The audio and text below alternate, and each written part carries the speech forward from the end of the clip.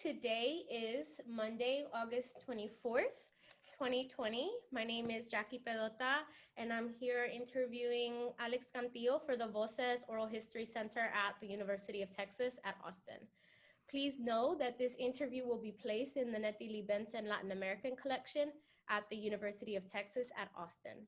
If there is anything you do not wish to answer or talk about, I will honor your wishes. Also, if there's something you want to talk about, please bring it up and we'll talk about it. Because we're not conducting this interview in person, I need to record you consenting.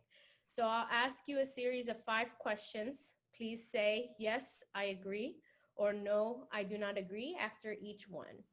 But there are 2 questions that we need to make sure you agree to before we go on. Voces wishes to archive your interview along with any other photographs and other documentation at the Benson Library at UT Austin. We will retain copyright of the interview and any other materials you donate to Voces. Do you give Voces consent to archive your interview and your materials at the Benson Library? Yes, I agree. Do you grant Voces copyright over the interview and any material you provide? Yes. Do you agree to allow us to post this interview on the internet where it may be viewed by people around the world? Yes. Thank you. We have many questions in the pre-interview form that we already filled out. We use that information from the pre-interview form to help in research. The entire form is kept in a secure Voces server, and before we send it to the Benson, we would have stripped out any contact information for yourself or family members. So that will not be part of your public file. Your public file will only be accessible at the Benson Library. Do you wish for us to share the rest of your interview in your public file available to researchers at the Benson? Yes. On occasion, Voces receives requests from journalists who wish to contact our interview subjects. We only deal with legitimate news outlets.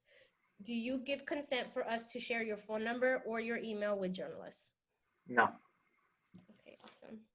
Well, thank you, Alex, for bearing with me. I know it's kind of long, but this is kind of how we're doing it these days with Zoom. And so if you can start off by just telling me a little bit about yourself. Ooh. So where do I begin? So about me, currently I'm 28 years old. I turn 29 tomorrow. I am a Cuban male, born and raised in Miami. I'm the oldest of 5 boys, son to divorced parents. I'm an educator, a graduate student, an intern, sport lover, you name it. I have a passion for leadership development and performance excellence, and value hard work and perseverance. Those are just some things about me that are I guess like jump off the page worthy. Currently I'm finishing my 2nd master's in sports psychology. I have a prior master's in mental health counseling, and I have 2 years of doctoral studies in clinical psychology, and currently trying to transfer to another university in order to complete my doctoral training, switching from a PsyD to hopefully maybe a PhD route.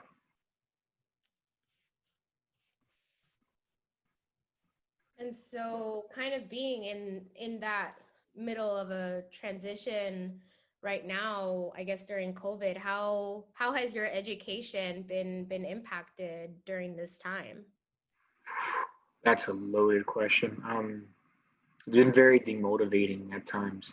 And for many people who know me, they know that I'm very gung-ho, and I'm the typical go-getter. I'm generally the one in the group that's the most positive and energetic about things, like especially about studying and doing things that nobody else wants to do. I'm that person who finds the positivity in those efforts and tries to rally everyone to get just as energized. And I feel that during COVID, that has definitely been challenged. It's been difficult to engage to a level that I am typically accustomed to. I very self-aware that I'm an extrovert, in the sense that I thrive off of energy from being around others, and also from giving and pouring into the cups of others. Um, and just being isolated to the confines of my home quarters has been, you know, a significant challenge to my personality and to my just overall way of being. Um, it's affected my motivation in the sense where, like, uh, you know, I just sometimes don't want to pick up a book or look at a lecture and want to study. It's created too much of a comfort, I guess. And I'm one person who's not about comfort. I'm about challenging myself. It's just that in times we seems like we have no other choice. It's just we're in the comfort of our home.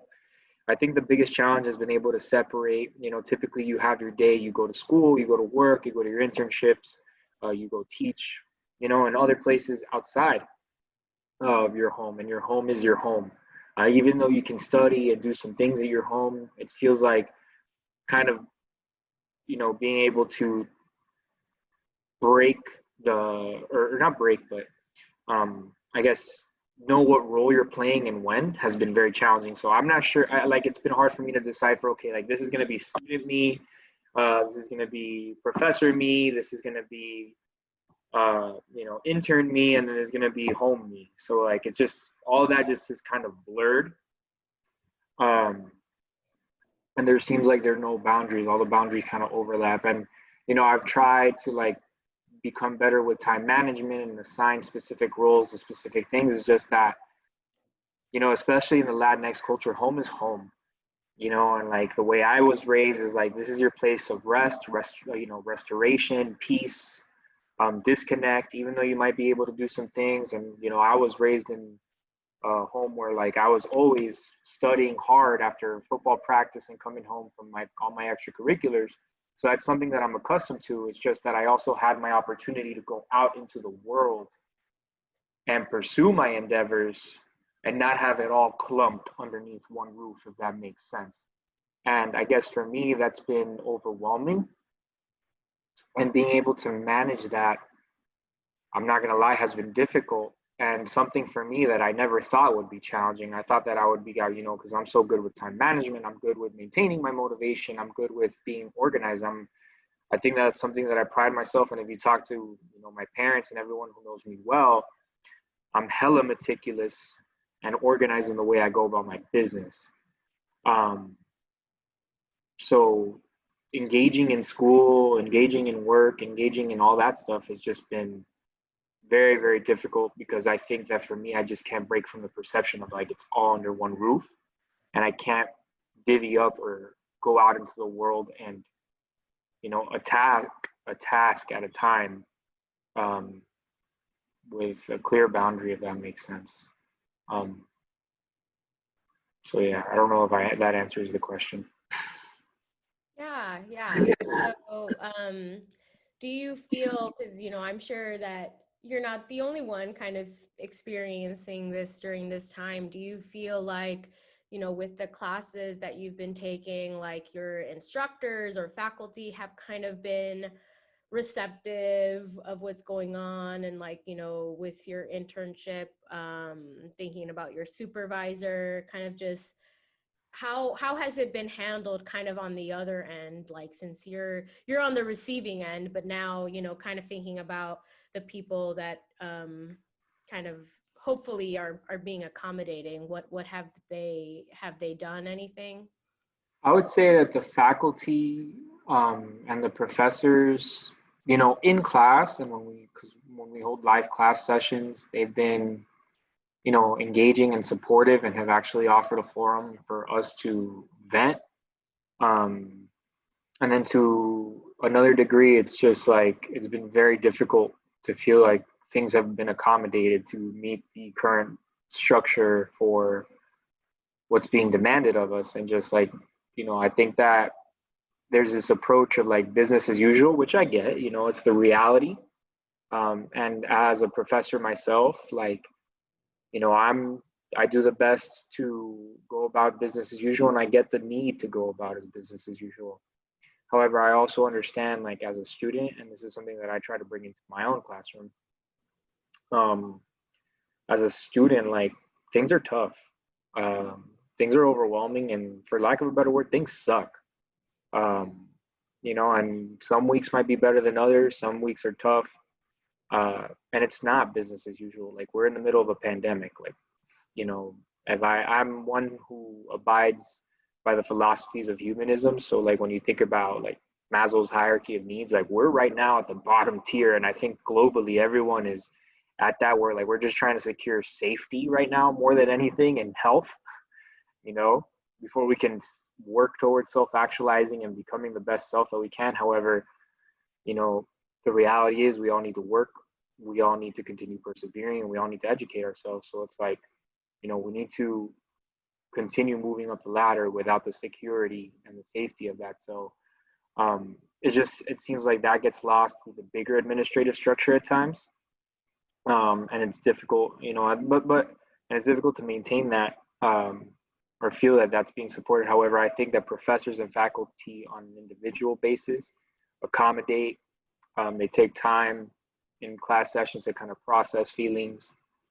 Um, and I think they've offered, extensions. They've offered, delays in assignments, or have mixed assignments, uh, you know, in them themselves, to kind of just facilitate the experience. So, but still, like for online classes, I feel like a total disengagement the from core faculty at times. I feel like there's just a disconnect too. Like, and it's hard, and there's just not as much interaction as you would be like in normal person, or if things were normal. I think that this is really weighing on everybody, and I'm acknowledging that and maintaining that in perspective.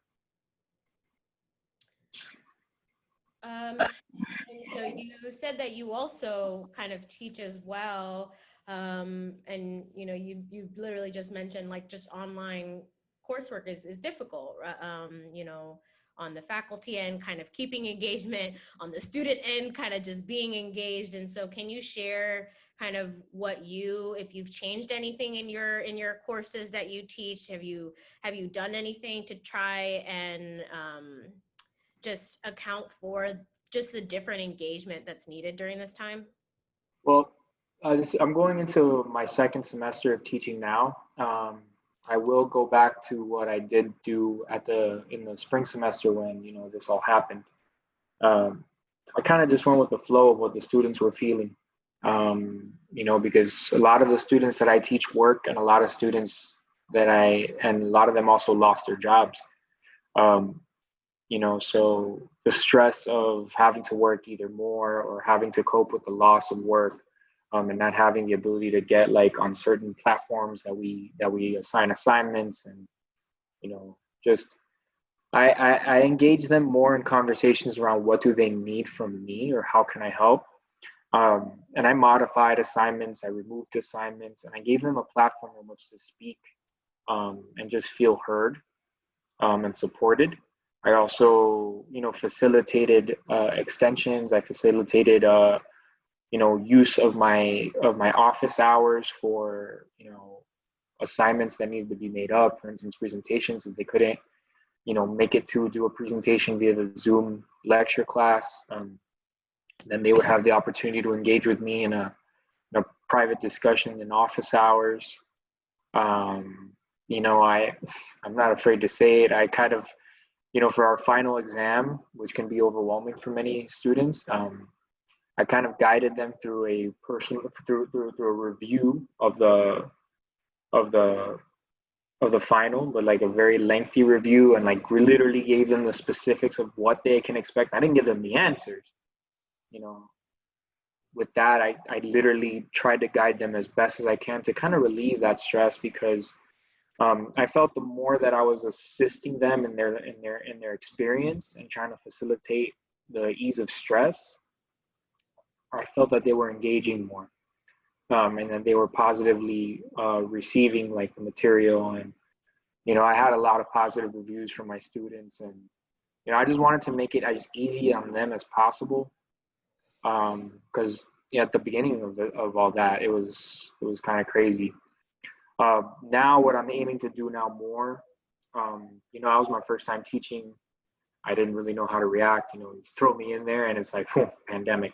So now that I have a little bit more time, I'm hoping to kind of use my platform more to, do more weekly videos, reach out more through the announcements, um, do like kind of call check-ins through Zoom, uh, just trying to maintain a stronger presence.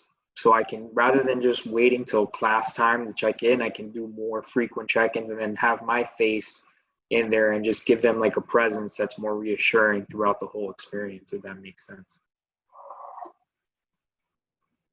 Yeah, definitely. Well, it seems like they, shared concerns with you, like, it takes a connection for somebody to tell you that they've lost their job. People don't just go out and say that. So, was there anything else in your conversations and forums with your students kind of allowing them to share it? Were there any other concerns that they were kind of presented with uniquely during this time? I mean, a lot of people had, family issues, personal, obviously a lot of individuals had their family members get sick. Some of them lost family members to the virus. Um, a lot of people couldn't keep up with the workload, not just from my class. I'm just talking about in general.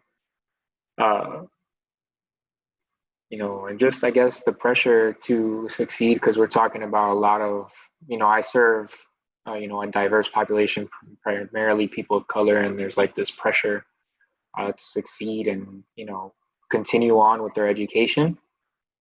And it's trying because a lot of Latinx people work. I throw myself in that category because we do multiple things. We work, we go to school, we just tackle so many things for the vision of success, right? Um, so that's something that I feel really was our primary concern is like, how do we just keep this boat going? And it's just so challenging because it's like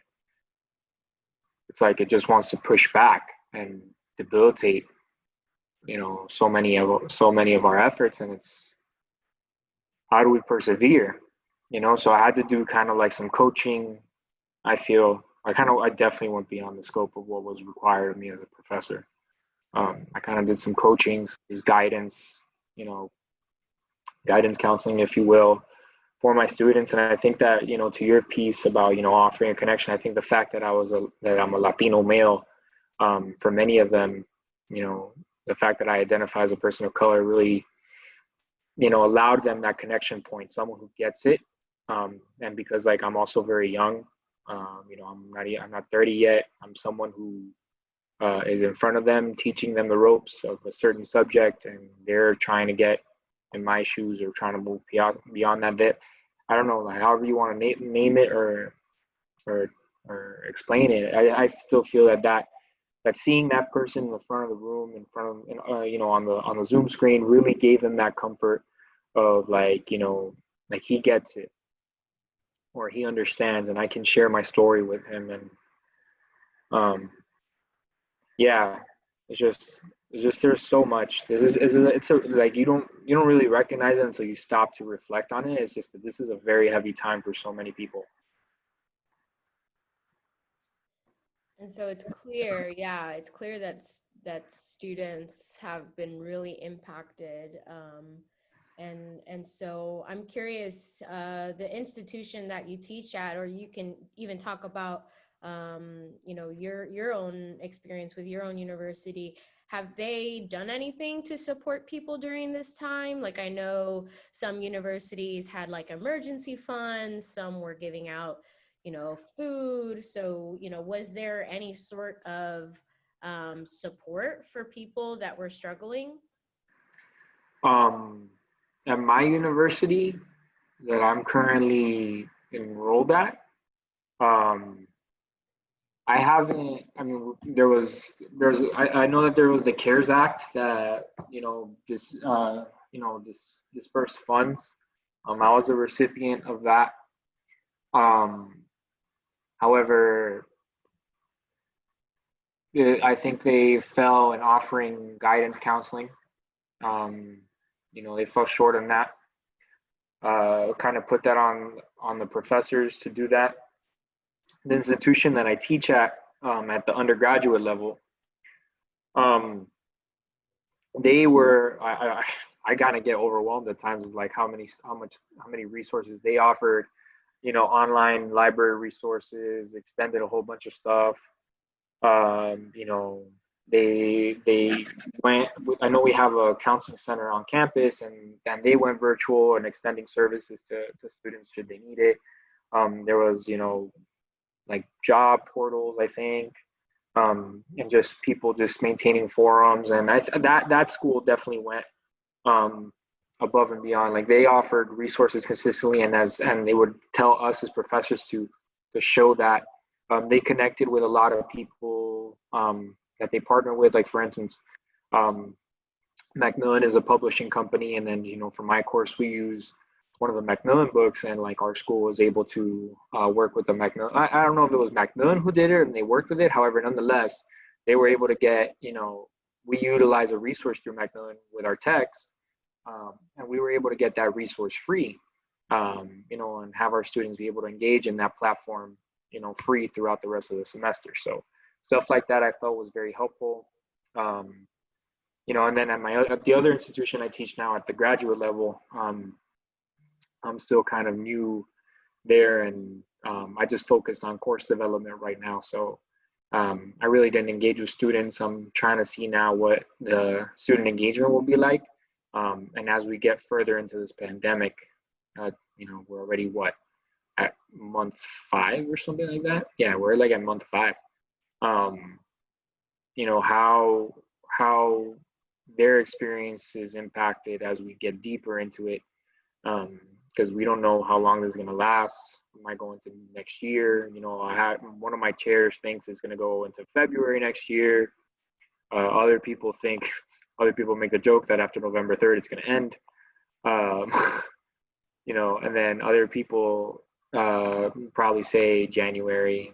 Because like in the sports world too, like I work with athletes, and I'm in connection with people through various athletic departments, coaches, and a lot of people see themselves, if they're canceling their seasons now in the fall, a lot of people see themselves playing now in the midwinter or early spring. So it's like a return to normalcy is expected. It's just that there's a lot of variety in when. So for me as a professor in my graduate program, it's going to be interesting to see how do we manage this uncertainty as we get further in. However, with the prospect of return to normalcy on the horizon. So that's like, I feel like that's going to create this anticipation of hey, we're almost there, it's close. But yet I know that it's going to feel so far, because as we get deeper into this and we just continue to live in this world, I'm pretty sure that things will get heightened, or people might get fed up. I don't know. But it's still, the reality is that, this is our reality, and the challenges may pervade for the time being. So it's going to be interesting to see how how I see graduate students handling that. And for that course that you're teaching, has the university given any indication as to like what are they going to stay all online? Is it going to be in person? Because now, we're seeing the shift. Even like last week, universities started in person, and then they're like, oh, back online. Yeah. Right now, because I teach at university, so I was in California. I'm currently in Miami now. I teach at 2 universities in the Bay Area. Both of them right now are hinting at a potential hybrid with a primary focus online. So, for instance, in the graduate program I teach at the university has made protocols to safely return, I think, essential employees. Like there's very few employees on campus, obviously with masks and stuff. However, no classes are being taught on site. They're all transitioning online. and like there's the prospect of maybe having some on-site classes. However, everything is just focused and gearing to the learning online. Uh, so, you have your hybrid, synchronous classes, and then you have your asynchronous classes, which is I'm teaching a purely asynchronous online class with some live class lecture sections. Um, and then in the undergraduate institution that I teach at, they're staying fully online. At least that's my impression throughout the fall semester. So, they obviously are aspiring to that. I think that that's the caveat. They're aspiring to return on site as safely as possible. With that, the focus is online at that institution. So I think that's just the theme for both of the schools that I work at. Like they know that the focus is going to be online, and if it's safe to start bringing students on campus, they would hope to do so. Nevertheless, with my distance, I'm going to be teaching everything online, and um, we'll see what happens for the larger school. Do you feel like kind of the policies and procedures of the universities you work for, since they are kind of based in California, do you feel like there's been kind of a significant difference in how those universities have handled things, and thinking now like you're back in Florida, kind of thinking about how things are being handled there? Have you seen like a significant difference? Yeah, like they've been like from the get, they've been shutting schools down in terms of like pushing it online.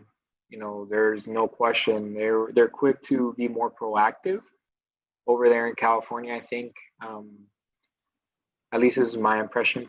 They seem to be more proactive in terms of we want to ensure safety and just do what we can and not even risk it.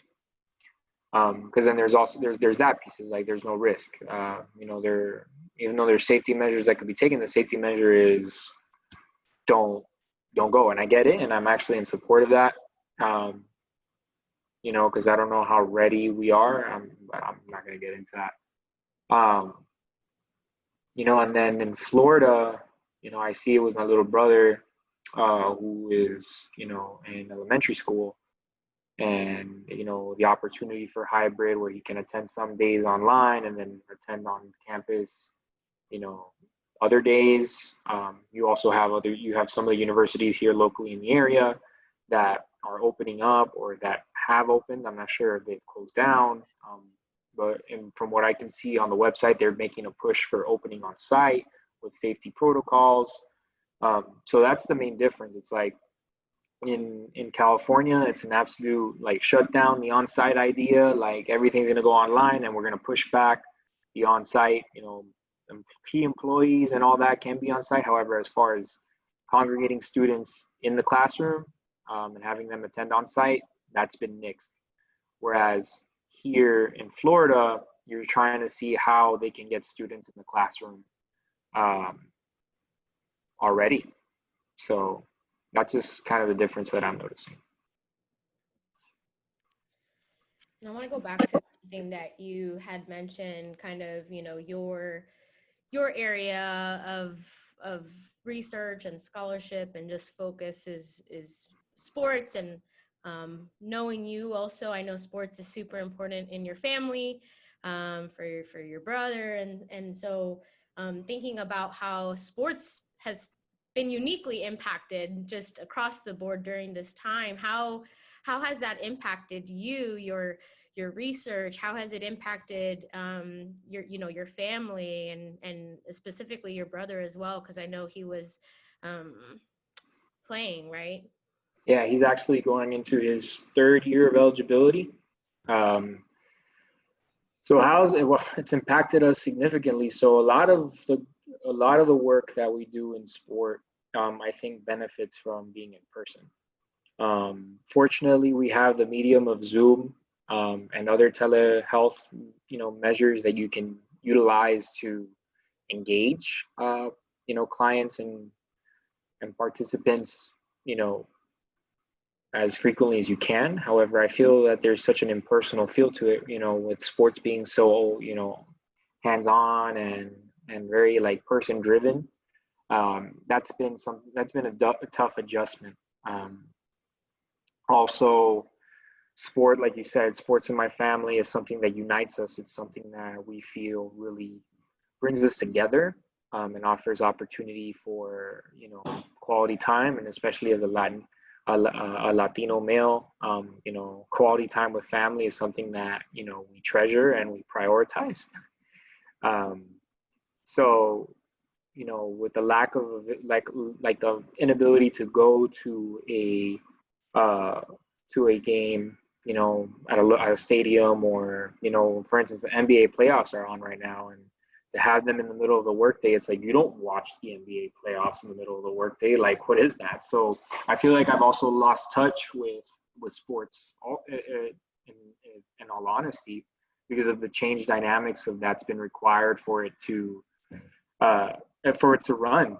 Um, Also, in terms of my brother, it's placed us in a position where we're also very concerned because, here in Florida, they're practicing at his university.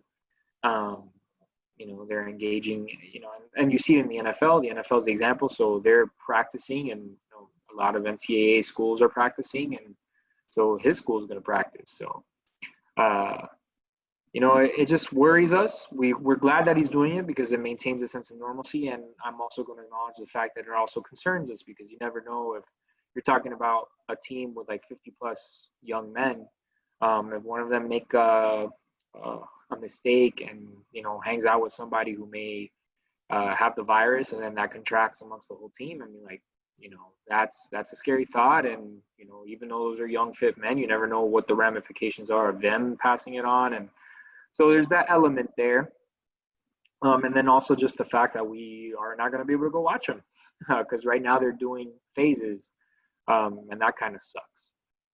Because I used to coach my brother, so I get a lot of energy and a lot of I derive a lot of happiness from seeing him be his best self, and uh, you know maximize, and then playing well and being able to see that manifest on the field is something that I really get a lot of enjoyment from. But that's not going to happen in the near future. And it's also worth noting that for my work, I also do team presentations. I actually am in the process. We were talking about my research interests. I have a very big interest in leadership development, and I'm currently trying to put together a leadership program for the athletes that I work with. And it's been difficult to implement that over Zoom. Again, I've been able to get the job done because that's just who I am. It just feels so. It's hard for me to explain. It just feels very different, and it's a notable difference because standing in the room with those athletes and being able to engage them in activities, break them up. Again, it's like teaching.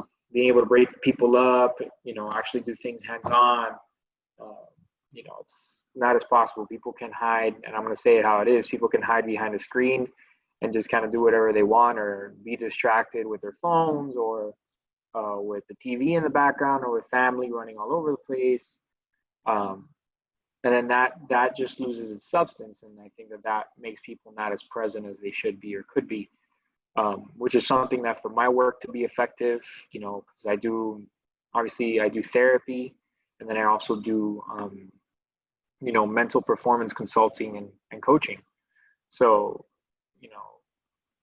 for that to be effective, you really need to grasp it. You really need to be in tune with the moment and what we're covering.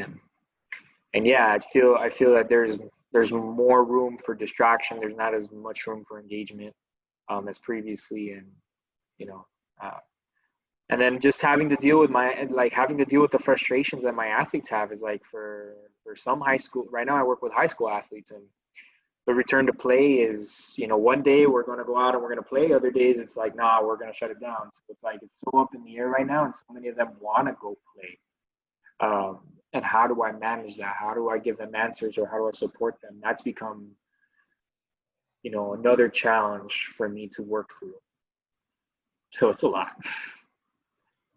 Do you feel like with the athletes that you work with, and you can even share from your brother's perspective, do you feel like there is a lot of concern as to what is in store for their future? And not to say, obviously, we know that student athletes are multifaceted, but a lot of them, they rely on scholarships, right, to go, especially the high school students, they rely on scholarship to go to school. Or the college athletes, they have this shot and to make it. And now I know schedules are changing, like some conferences are changing who they're playing, and that could impact certain athletes. And so, kind of, have they talked to you, or have you heard any of those concerns from athletes? Yeah, so from I'm gonna start with my athletes that I work with. I have a few athletes who are seniors, who are really banking on this season in order to make it to they need film. Um, some have film that they can utilize to send to schools. Others really don't have a whole lot of film, so they're really banking on the season to gather film to then be able to be recruited and obtain a college education, because that's what they want. They want to, many of them are going to be the first in their families to go to school, and that's something that means a lot to them. So, um, and they're using football as a vehicle to get there. So not many of them aspire to go pro. It's just like, okay, how can I use football to get me somewhere to help me fund my education? And that to me is something that resonates with me, because that's something that I did, and that's something that my brother's done. Um, so how to support them in that and how to just kind of manage those worries is something that has been a focal point of my work with them. And also I'm hearing, like, from my brother, like, there are some athletes that go to his program because they have previously been in larger division schools, and then they're using that as a platform to kind of bounce back, and they need that film so that way they can send it out and get out and move on to their next school in the journey, through the transfer portal. um, and I think that you touched on it too, like, you watch NFL Network, or you watch, like, a lot of these larger, programming, TV programs for sports. And there's a lot of question around, like, future drafts, like how is COVID going to impact, like, scouting and recruiting?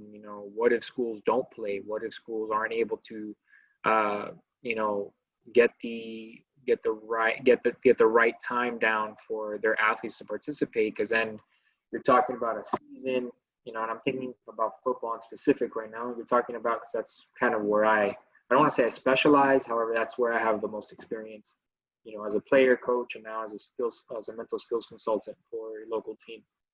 Um, you have, for colleges, you have, if they delay their season to, like, let's say the winter or the spring, they're going to have their full season, they're going to have their bowl games, and then right from there, you're going to go to the NFL scouting combine, and then from there, you have the draft, and you have private workouts in between, and it's just everything's so condensed. So I think that's going to amplify stress, um, you know, in just the effort to make it. So I'm not saying that that it's not possible. And obviously, I'm the type of person where, like, when I coach people up, I tell them, if you put your mind to something and you want it bad enough, you make it happen, and you push through adversity. So one of the things that I really pride myself on with my philosophy of practice is mental toughness, and try to really teach that to my athletes. So still, that doesn't negate the fact that it could be a very burdensome period. It could be very trying. It could be very stressful. And I think that with so much activity, and with everything being so packed closely together, there's a higher risk for injury, with the kind of time frame that everything is going to be bunched in. So yeah, it's a lot of concern, and there's definitely going to be a lot of ripple effects, as things open up. And you talked about kind of the potential for physical injury, but thinking about also your own background in mental health, have you seen, the mental health of athletes being particularly impacted during this time. And I'm aware that, we all kind of have mental health, we can have mental health concerns, but maybe more so now during this time. Have you seen that? Yes. So I know that my athletes right now are struggling. Um, they're trying to, hell, if a mental health practitioner is struggling with his own mental health, like, I had to laugh because it's true. You know, my kids are, they're kind of in the same rut, I guess. I don't want to use the word rut, that's so negative. Um, However, I know that they're really just kind of tired of the same thing. They want to go out and play. And it's weighing on them. And some of them are really using this and taking a lot of pride in the work that we're doing in this leadership development course, and using the platform to really build on their mental skills. Um, and I still know that even with that effort, it's like there's that inner yearning to do what kids want to do, which is go play. Um, Still like just to not go. Sometimes like we we have a saying in sports psychology is like control the controllables, right? And there's only so much, at least the way that I'm seeing it right now is like there's only so much time that you can stay focusing on controlling the controllables when you're continuing to be confined within a box, which is like this pandemic. Like, let's face it, it's like a box. And then you're trying to push out of the box, and you need the external world, or you need to go into the external world to really engage in things that are going to be successful for you. Like, for instance, my athletes need to go out and play to get scholarship, money, and to earn that opportunity. And it's trying. It's just tough. So yeah, I can see that their mental health is being affected. I mean, like mine is. Uh, so and it's we talk about self-care and trying to engage in self-care. So that's something that I'm trying to really model myself, and also like work with them on, and even still, like, just again, the comfort of their own home just makes them want to just sit down, play Call of Duty or Fortnite, whatever the kids are playing now these days.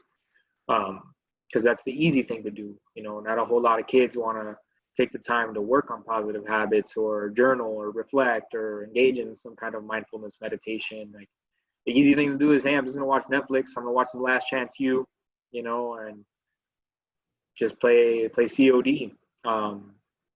But then when they end that, like, they just tell me like it's back to the same old thing. So yeah, I think that, and I don't want to generalize. I think it would be very irresponsible for me to generalize to the whole sporting population of athletes. I think for collegiate athletes who have the opportunity to go out and engage in their sport, I'm sure that there's some kind of normalcy, and that's revitalizing them a little bit because they're breaking out of like the stay at home and the shelter in place. And then for those other athletes, I could only suppose and imagine, I'm imposing a bias on from my playing experience. So I just want to make sure that I make that clear. It's like my own personal bias that I would assume athletes are wanting to go out and play, and just being cramped in a house, or being cramped in with not the opportunity to engage in what they love. For many athletes, sport is their purpose, it's their mission. So imagine being told that, hey, you can't do what you love for an extended amount of time. I would definitely, be under the impression that impacts their mental health more than they're willing to admit.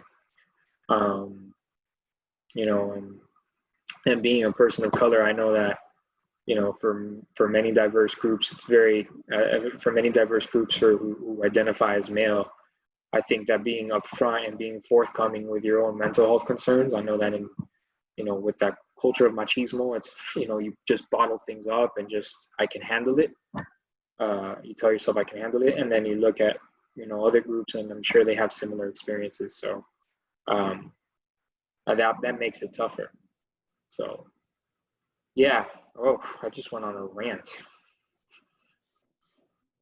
Do you feel like, with, they have such a desire to just go and play and do, like, be able to engage in their sport. Do you see them kind of um when they're not like practicing or doing something related to the sport, do you see them in their daily life kind of taking the necessary precautions to be able to like actually go out and play faster? Because I think, you know, when you see what has been shared, not by all of the media, I don't want to generalize either, but you see a lot of the media being like, it's a lot of the younger people, right? Like the younger people, they're like the spreaders, they're not taking the precautions. Do you feel like with the athlete population that they're taking it more seriously in their daily lives because they want to really go out and play? Um, yeah, I think at least with the thing is I haven't worked with the whole team yet. I've been working with a selected group of young men who are leaders. So we're focusing on actually building good habits that would help them, you know, I guess transcend beyond the field of play or transcend those or be able to bring those leadership skills into their playing lives. Um, so they, I think, are taking it a little bit more seriously. Um, and they have been doing things like, working out and making sure that their health is up to par. Working out, or that's not working out, going to the park, running if they could. The thing is that in a team sport, you want to work out with your peers and you want to engage in team activities. So um, sometimes that I know that impacts their motivation. However, still they're doing the things that they need to. The one challenge I do seem to be observing with the specific group that I'm playing that not playing that I'm working with is nutrition. So there many of them are doing the work. I wouldn't say that it's very much that they're very guided. I think that it's beyond my scope to offer them personal fitness plans or sport specific training. However, they're doing with what they can. Um, and they're I wouldn't say that it's very regimented the way it should be, like with to get the most out of their potential. Nevertheless, they're staying active. It's just that what I'm finding is nutrition has been the challenge, and you know, when you have kids all alone with snacks and just you know no one really to cook for them, or many of them also don't have the resources to have a full meal plan available to them and stuff. So nutrition, I think, is, in terms of your question, probably one of the areas that I would be concerned with. Like I like how are athletes, and then again, I'm just basing this off a small sample size. Still, it makes me ponder the question, like, how are all athletes um, across various groups, across various economic situations, socioeconomic situations, handling their nutrition? Because I think that not only do you have to have nutrition for proper performance, you also have to have in this day and age, it has to be nutrition for proper immune functioning and protection. And eating crap is going to result in a crap immune system, and so and obviously, just like eating crap is going to result in a crap performance. So it's just how are they staying on top of their nutrition is my biggest concern when it comes to athletes, because I'm sure that many of them, uh, some more privileged than others in terms of having access to gym memberships and performance facilities. Nevertheless, you can drop down, do push-ups and squats anywhere around the house. You can go outside in front of your house and run a sprint. My thing is, like, how are they preparing nutritionally? So that's where I'm thinking about that. But I think they are taking it more seriously. You talked about nutrition being something that that might really impact them, and then you also said, some have access to like gym facilities. I know in Florida that there was a certain part of the pandemic that they had closed the gyms. So did that impact? Because I know like you said, some people will go out and do things, but like you said, motivation, sometimes people don't want to work out in their house. And so how did you see that play out with your athletes and even yourself? Because you know, I know fitness is super important for you. And so kind of, because that is another added layer of what you kind of have to do from home. Right. Um, so for my athletes, it was very sporadic. They would just do it and whenever and however. I think that with our work, we've been able to actually try to find a way to structure it and implement it as a part of their routine. And I am also accounting for motivation because like as much as I've made it a priority, like I have the fortune of having a home gym. So I consider myself a very privileged person. I have a squat rack here with some dumbbells, a kettlebell, and like some extra excess equipment there that I can just go out and do that. I don't have to pay for a gym membership. I don't have to go out and put myself at risk. Even though I have gone to gyms, especially with my partner, she's taken me to her gym and I've worked out with her. So that's another privilege that I've had. I've had access to that. Some of my students and some of the athletes that I work with, it's tough for them to sometimes find the motivation. Still, they are getting it done. At least that's the impression I have. Remember, people can say things. So to give you a concrete yes, they're getting it done is tough. Nevertheless, I know that they're really like trying. I know they're trying. And I think that just because of the work that we've done with scheduling and the talk we've had on the importance of preparation, that's positively impacted them. So yeah, and then for me personally, I'm doing what I can. I try to prioritize at least working out 5 to 7 times a week if I could. I think I'm at a base of like 4 to 5 times a week. As things pick up, it gets harder though. Like as workload, now they're starting back up school now, so virtually many of them. So it's going to be interesting to see how their preparation and how their willingness to engage in physical activity is impacted following a full day of Zoom calls. So I would say ask me in a week, to be honest.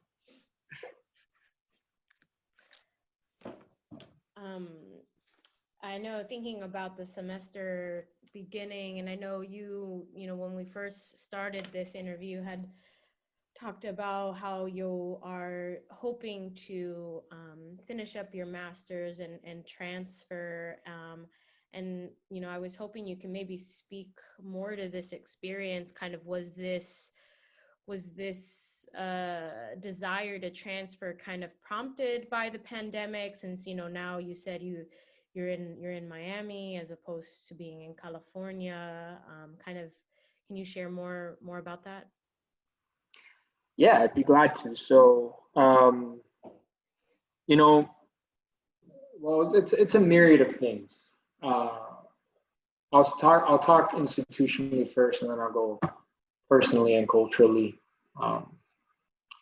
So institutionally, the institution that I was at has been flirting, I guess, unbeknownst to me, and before I even registered and decided to move cross country over there, has been enduring financial challenges. And there was a point where I, well, not I alone, like where it became news that the school was putting up the building for sale, and that prompted a lot of fear from a lot of students. And there was, we were being told that the goal was to sell the building so we can rent half back, and then just all that, and it was just kind of building up. And trying to build. We were regaining confidence after having just lost confidence. Because that sale and that notification of the sale of the building came out of nowhere. And then about a month into the pandemic, we get the notification that the school is being sold, or the school is ceasing operations. Well, not the school itself, but the school's, I guess, stopping itself, it's going through this weird administrative restructuring, right? Um, it just at the end of the day, the school's closing and the programs are being shifted to other universities, which is not what I signed up for. I signed up for a certain experience, and I just got frustrated because it came out of nowhere, and I feel like like in terms of I won't get too deep into it, but I think the pandemic accelerated that. I felt like that was something that was going to happen eventually, because my university is a part of a larger system. And you know it was just one of those things where it was like I just didn't like I felt like I wanted to communicate with people and I wanted to get as much information and I just as I could, and I just, even with the information that was being provided, I just did not personally feel comfortable with the way things were being handled, and they offered us opportunities to transfer and stuff. However, with the pandemic, that really made it challenging because in the time where transfer opportunities were being explored, this the school closing or administrative restructuring, however they're labeling it, comes at a time where many application cycles are done. So trying to matriculate into another program was not very possible. So here I am going into the cycle of applications anew, and venturing my personal interests elsewhere. However, the main thing that I just for the main motivation for my transfer was because I just did not feel I was in alignment with the school anymore in terms of where they were headed and what how the restructuring took place, and the people that were taking us over. I just I didn't align well with it. It was a personal thing for me and a personal decision. I never really got to know them, so I can't speak ill of the people that took over. And it would be very irresponsible for me to do so. It's just the perception that I had, and it was just personally motivated. Perception that I had was not one that I found favorable for me, and so I chose to just look for other opportunities. They offered like a school closure loan give back, or however that works, where you can get your money back, without with no penalty. You obviously don't leave with any credits or anything, and then they're also done things like tuition discounts. So they've facilitated the student experience. It's just for me, I just didn't think that the school that I went there for was gonna just seize like that. So I don't know. I took it personally, and it was something that I felt I needed to do for me. And I feel like that closing was accelerated due to COVID. Still, in terms of my transfer back, I feel like culturally and personally, it really was, the transfer has to do a lot with just my proximity to home. I value family very much. And getting the chance to do what I love in the city that I grew up in, raised, in proximity to the people that raised me and the people that I care about most, is something that motivated my transfer too. And it's something that I hope to, succeed at. So yeah, it was just a combination of events. So, the school closure, or administrative restructuring, is the formal term of what it is. So the administrative restructuring, and the personal importance of being closer to home and having that ability to connect now, because I had done online classes, and just being around people that I cared about most was more valuable, for me. So yeah.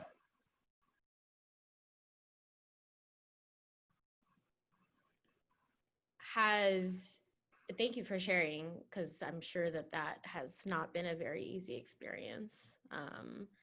How has kind of the transfer search process been for you, kind of in thinking about you know, not only are universities impacted by COVID in the way that you mentioned from your own experience, but you know, especially transitioning into transferring into a different doctoral program, you know, funding might be impacted, right? People's ability to fund doctoral students. So have you seen that? Have you done any kind of preliminary research into what this transfer process might look like during COVID?